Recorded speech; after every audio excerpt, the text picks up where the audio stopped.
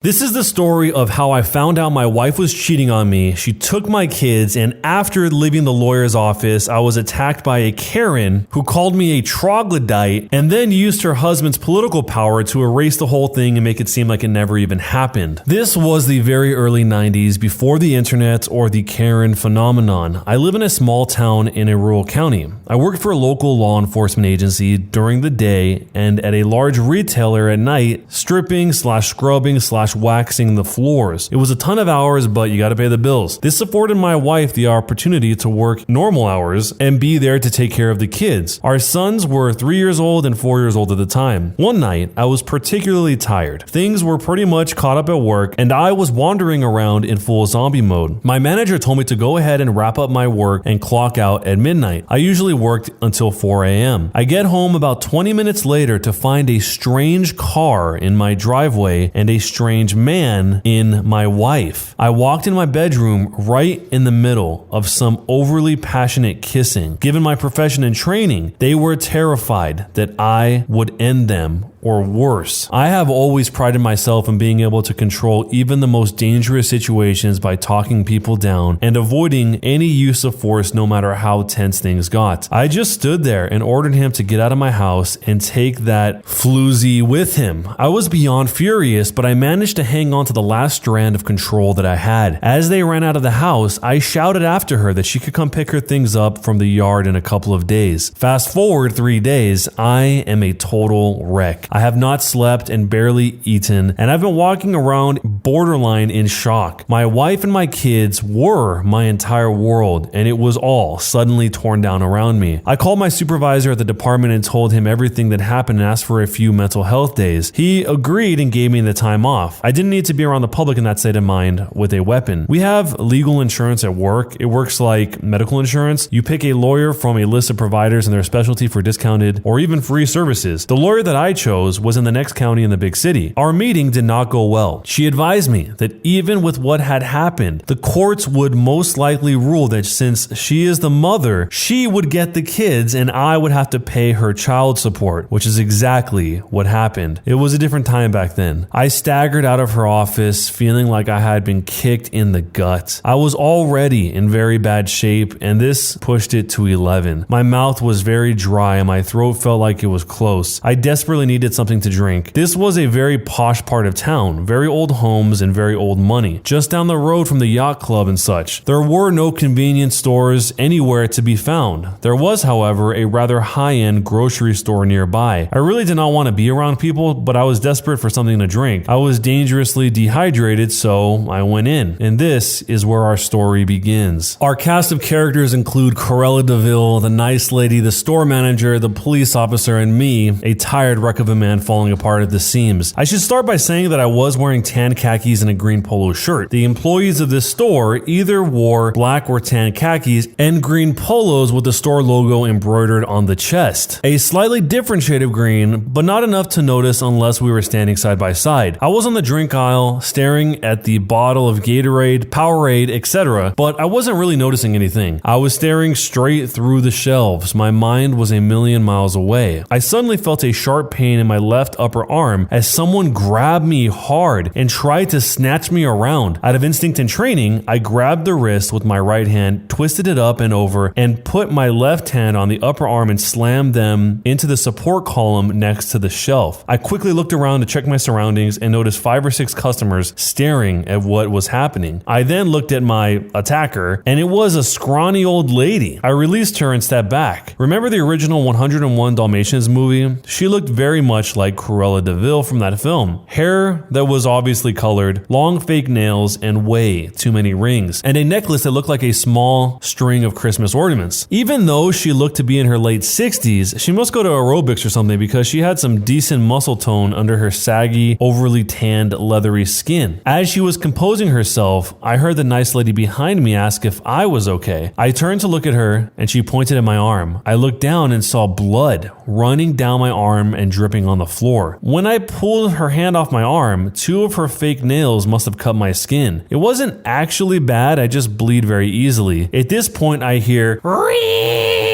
I turn towards Cruella DeVille just in time to hear, "How dare you, peasant! Yes, she actually called me a peasant. Do you know who my husband is? Then she reached back to take a swing at me. As she tried to slap me, I simply stepped back at the last second, causing her to miss. She lost her balance and fell forward. She knocked several drinks of bottles off the shelf and fell face first into a shelf, causing her lip and nose to bleed. About this time, the manager rounded the corner and asked what was going on. Apparently, he saw her try to hit me and fall down. I want this troglodyte fired and arrested! You gotta love her vocabulary. The manager looked at me and tells her that I do not work here. BS, he ignored me and refused to assist me, then attacked me and tried to kill me. About this time, I saw a local police officer rounding the corner. Apparently, one of the customers had the store call them as soon as this all started. The police officer must have been very close by. Excellent response time. While putting on her best victim face, Cruella DeVille said, Oh, thank God you're here, officer. I'm Miss Cruella DeVille, and I want this monster arrested. He tried to kill me. Cue the sad puppy dog eyes and crocodile tears. The nice lady said, Excuse me, officer. That's not what happened at all. She grabbed him and... Stop lying to cover for him, you trollop! Again with a spectacular vocabulary. So I held up my department ID for the police officer to see, and I said, I do not work here. I work at my local department. I turned to the store manager pointing up and said, do those cameras work? The nice lady said, Excuse me, officer. Do you see the blood on his arm? Pointing to the bleeding scratches on my arm. That's where she... Stop lying for him! My husband is Mr. Cruella DeVille, and you'll do what I say right now, or I will call him and destroy all of you! The police officer went on to say, Ma'am, maybe it's best that we come to the store manager's office to discuss this. As we all turned to leave, he asked the store manager to take her to his office while he talked to me for a second. Having apparently dealt with her before, he said, Alright, so what actually happened here? I told him what happened and reminded him that it will all be on tape as I pointed back up to the camera mount. The nice lady said, Police officer, I can tell you that she was screaming at him for a while and then attacked him for no reason at all. I was on the aisle and I saw the whole thing. Then she looked at me and said, Didn't you hear her screaming at you? I'm sorry, I was lost in thought. I didn't notice her until she grabbed me. And I didn't say this, but I also have pretty bad tinnitus from my time in the military, so that could have also contributed to me missing Cruella DeVille's gentle request for my assistance. Thank you, ma'am. I'll need your contact information for my report and a possible testimony. Turning to me, he said, I'll need your information as well. I gave him one of my department business cards. He advised me to let my department know right away. He also told me that her husband is actually someone very important in that city. He was a retired commissioner and former CEO of a big insurance agency that many big city leaders all the way up to the mayor's office were basically in his pocket. I went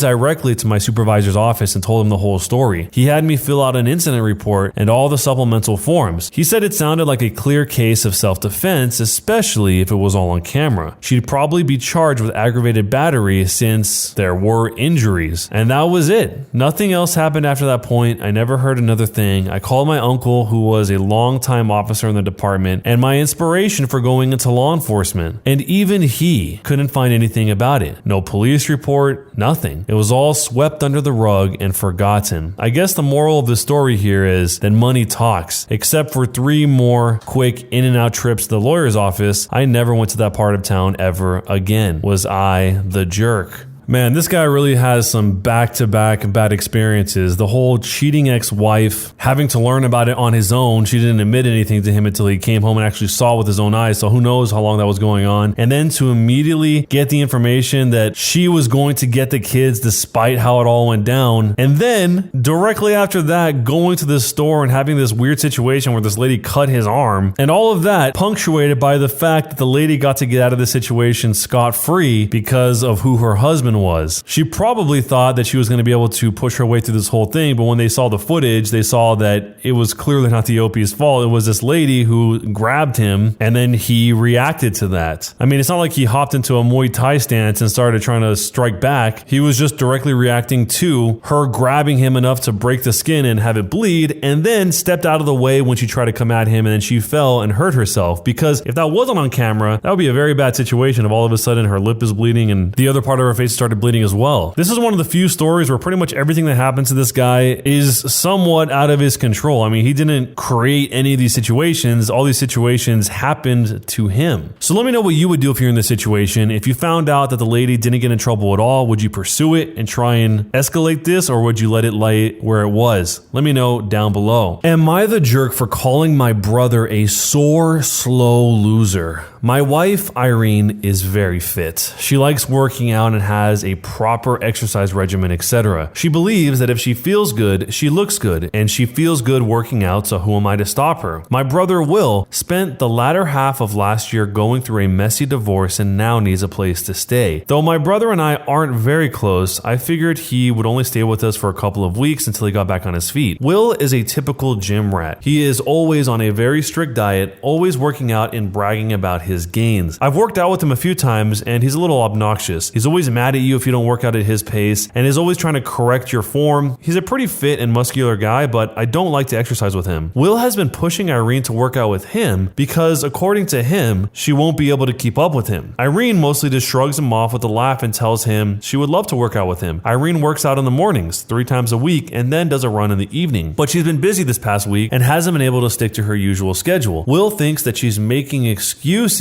because she doesn't want to be embarrassed by him. Again, Irene just laughs him off. About 2 days ago, Irene and Will went on an early morning run. I didn't go with them, but the first thing I heard when Will entered the house was, "The only reason I couldn't keep up with you, Irene, is because you were sweating too much." I found this extremely comical and kind of just laughed him off. Irene rolled her eyes and went to take a shower, so I thought that the conversation would die. But however, Will just kept bringing up my wife's sweat. My wife went to work and he told her to make sure she doesn't sweat through her clothes, or when she called me in the middle of the day, he yelled, "Tell the sweaty bee I said hi." Of course, the bee comments aggravated me and I told him to knock it off and stop acting like a child. I thought that was the end of it, but he just kept going. By the end of the day, I was tired of his comments and Irene seemed rather unfazed by them. When she served him food, he made a comment about her sweating into the food. At this point, I was at my wit's end and I told him to stop acting like a sore, slow, referring to his running pace, loser, and eat his food. Will, of course, got angry and said the only reason he was going slower than usual was because he was distracted by my wife's unhygienic sweat. Irene looked a bit offended by this, and I told Will I would kick him out if he made another comment like that. He's been super pissed ever since. I jokingly told the story to a mutual friend and they agreed with Will, so maybe I shouldn't be so harsh. Update into the future, I've decided to kick him out. He will be staying at a nearby hotel now. So am I the jerk for calling my brother a sore, slow loser and kicking him out? The brother is truly grasping at straws if the best thing he can come up with is that he was distracted by looking at her unhygienic sweat. That doesn't even make any sense. What would even classify someone's sweat as being that? I know sometimes people say stuff like this when it comes to people that have yellow sweat or they're very sweaty and they're dripping all over the place, but he didn't really say what it was other than I guess she sweats a lot. That's why he kept making the comments about sweating into the food and everything. The brother just seems like a weirdo, and I'm surprised that the wife Irene was so unfazed by all of this. It seems like she didn't even care. She just totally ignored him up until the point that the dinner happened at the end. And what's even more strange is that his friend agreed with his brother. What is there even to agree about? That doesn't make any sense at all. So if you had someone that was a guest in your house and this is what they said to your significant other, what would you do? And let me know, jerk or not a jerk, down below. Am I the jerk for yelling at my husband and telling him to get over himself after he threw away my tampon box? I'm a 27-year-old female. My husband is 30 years old, together for 3 years and married for 2 months. So here's the thing. I used to use pads for my periods, but was recently able to start using tampons. I have medical problems. In comparison, tampons work 10 times better for me, especially when I'm outside, say like work or traveling. My husband Ryan hates them. He never truly gave a reason other than just to say he doesn't feel comfortable with me using them. I didn't think it was a big deal at first since he said he hates a lot of stuff that I do but puts up with it anyway, except for this. He asked that I go back to using pads, but I made it clear since it's my body that I get to decide. He threw away some of the tampons he had access to and I was getting upset, but to keep the peace, I just bought a box and hid it away from him. He somehow found that box and threw it away. I didn't find that out until I had my period bed yesterday and realized I had no tampons to use. I was tired and too stressed, and I just yelled at him after he admitted to throwing away the whole box. He argued that I already knew how he felt about this stuff, and yet I decided to still keep it around. I lost it and told him he had no right to do this and told him to get over himself already. He stared at me, almost about to tear up or something, and then he walked out. He later went on about how we as a couple should take each other's discomfort into consideration and said he already tried to speak to me about those tampons, yet I brushed him off and insulted him and verbally abused him. He also said that if I insist on using them, then I should do it while I'm outside the house, but I said that it won't happen. I feel bad for how it played out, but I was just at my wit's end and I was in so much pain I lashed out. Did I go too far here? Does he have a valid point or not? And am I the jerk for yelling at my husband and telling him to get over himself when he threw away the whole box? So I've been thinking for a little bit on this, and I can't think of a single reason why this would bother someone so much. I'm sure there is a reason. If any of you guys could think of any possible reason somebody would be this annoyed by what their partner is using when it comes to stuff like this, let me know down below, but I really can't think of even a single reason. Maybe the cost, but that doesn't really seem to make sense since he doesn't mind that they're rebuying boxes that he's throwing away. But outside of that, as she said here, it's her choice. It's not like what she's doing there is affecting him in any way that I can possibly see or imagine. And he's talking about this whole concept about how you're supposed to take what the other person says into consideration and what their discomfort is. I mean, what about her discomfort? She's the one who has to physically live with that being 10 times worse if she's using the wrong product. I mean, she's pretty clear about the fact that it is orders of magnitude of a difference between using one product over another. But let me know what you would do in the situation, and jerk or not a jerk, and why.